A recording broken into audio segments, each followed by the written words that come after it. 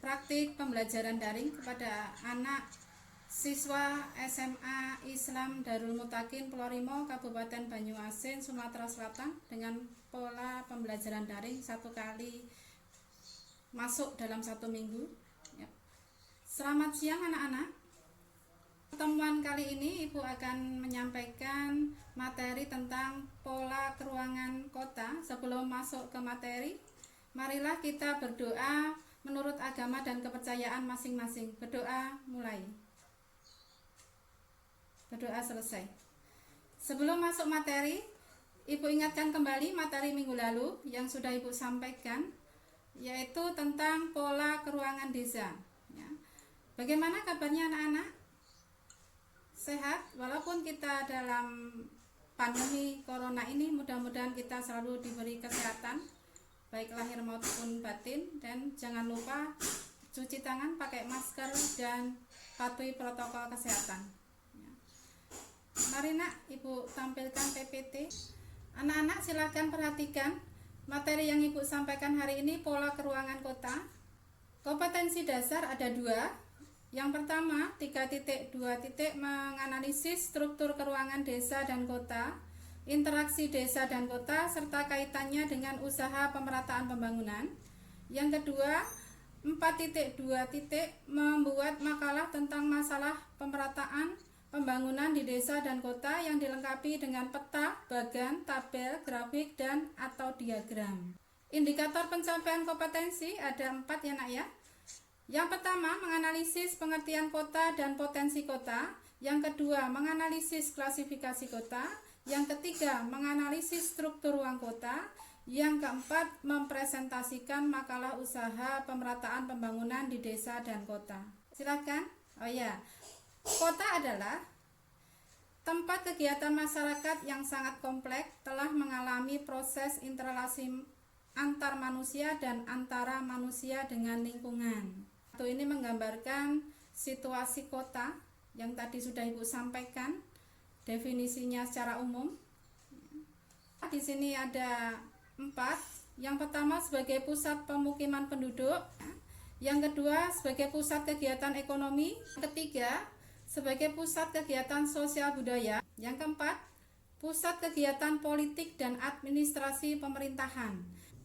Secara umum potensi yang dimiliki suatu kota dibedakan menjadi 2. Yang pertama potensi fisik, yang kedua potensi non fisik.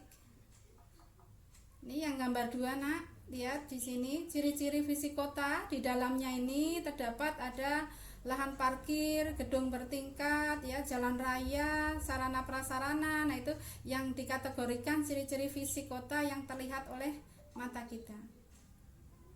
Yang gambar ketiga nak, ciri-ciri non fisik kota. Di dalamnya ada peradaban sosial, kebudayaan, dan ekonomi, ya, bergerak di dalam kota sehingga di dalamnya akan terjalin interaksi, ya. Ciri fisik kota ini ada 4.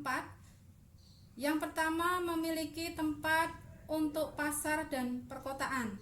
Yang kedua memiliki tempat parkir, ya. Ini yang ketiga memiliki tempat rekreasi. Yang keempat memiliki tempat untuk olahraga. Terlihat nak, tapi terjadi kegiatannya di kota tersebut, ya. Yang pertama potensi sosial, yang kedua potensi ekonomi, yang ketiga potensi politik, yang keempat potensi budaya. Bentukan kota di Indonesia dibagi menjadi 5. Yang pertama kota pusat produksi.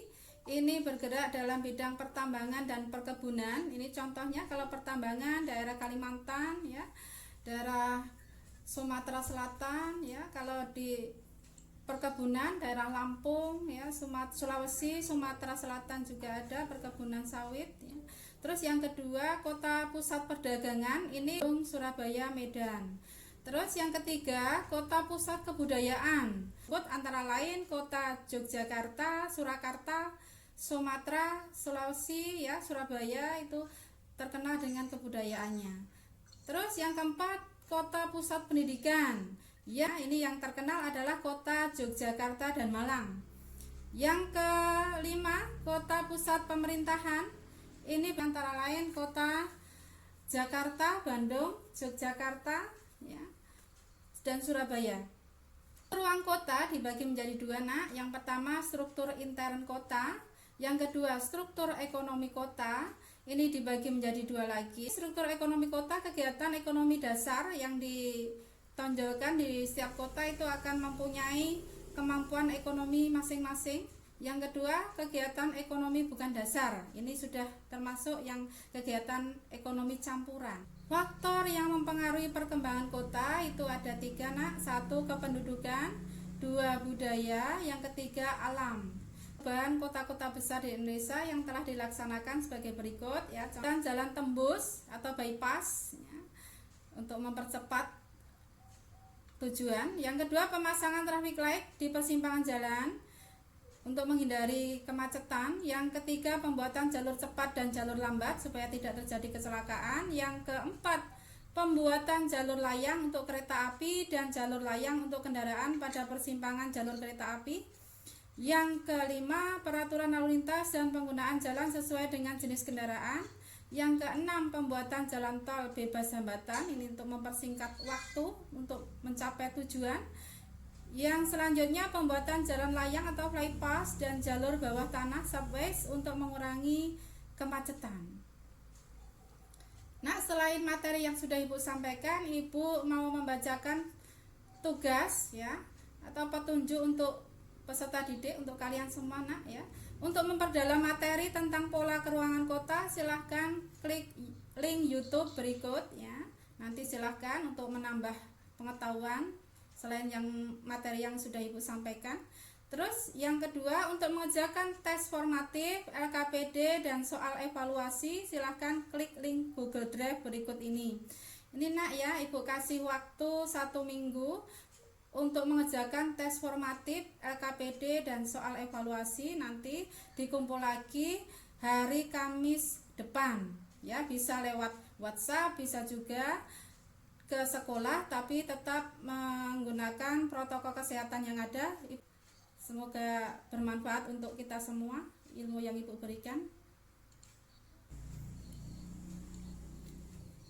Nah, Nak, sebelum kita mengakhiri pelajaran, ya, silahkan pelajari tentang moda teori struktur keruangan kota, ya. Untuk persiapan minggu depan jangan lupa, Nak, Bu share ke grup WA, ya, link YouTube dan Google Drive tadi untuk mengerjakan tugas LKPD, tes formatif dan evaluasi. Nah, sebelum kita mengakhiri pelajaran hari ini, marilah, ya, kita menarik kesimpulan. Ibu sampaikan di sini, Ibu kasih kesempatan untuk memberikan kesimpulan materi hari ini tentang pola keruangan kota. Oh ya, sudah. Nah, Ibu simpulkan, ya, Nak, ya. Untuk materi hari ini tentang pola keruangan kota, ya. Kota itu adalah tempat aktivitas antar manusia atau antara manusia dengan lingkungan dengan segala jenis kegiatannya yang bersifat heterogen, individualistik dan materialistik, ya, betul, ya. Nah, sebelum mengakhiri pelajaran hari ini, marilah kita berdoa bersama-sama supaya diberi keselamatan nanti pulang sekolah, Nak. Berdoa mulai. Berdoa selesai, ya. Jangan lupa jaga kesehatan, ya, patuhi protokol kesehatan. Sampai ketemu minggu depan. Assalamualaikum warahmatullahi wabarakatuh.